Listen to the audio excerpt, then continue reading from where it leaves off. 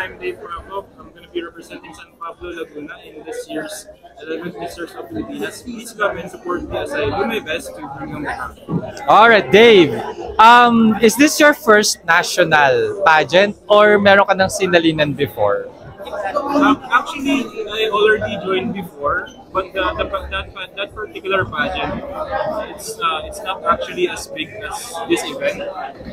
So hopefully in this pageant, if ever I'm gonna be bringing home the crown, hopefully I do make my mark in male pageantry, and I use this voice as a platform to spread my advocacy as well. All right. That's actually mental wellness or physical fitness. I've been doing my best to spread it actually over the years because it's actually very important to me. And I'm doing my best to be the embodiment of that advocacy. Okay, so Dave, kanina kasi syempre present kayo, what was going through your mind nung isa-isa nang tinatawag yung mga official candidates? Tas, kasi you were one of the lasts na tinawag, di ba? So ano yung tumatak mo sa isipan mo nung paunti na ng paunti yung chance na makapasok ka? Actually, nung mga oras po na yun, aminin ko po sa simula, nothing new. Kasi ang iniisip ko marami pang slot, baka sa huling part pa ako. Pero nung mga bandang siguro pang 15 or 16 na parang ini-question ko lang yung sarili ko na ba't di pa ako natatawa. Kulang ba yung preparations ko?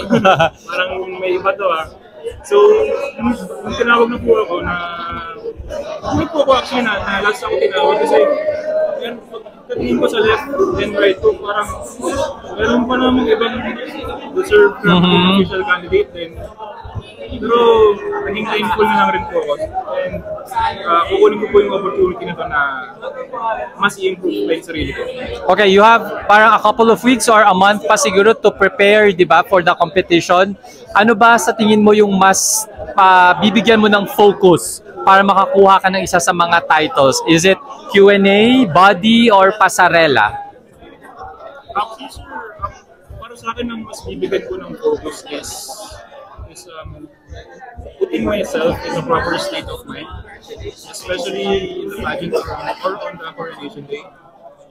Kasi sa totoo lang, gusto ko po mag-focus sa journey ko, sa patungo sa corona na to. Kasi manalo man po ako matalo, I'm sure na meron ako dito ang matutunan and magagamit sa buhay ko matapos man itong event. Alright, thank you so much, Dave, and good luck to your pageant journey. See you around. Thank you.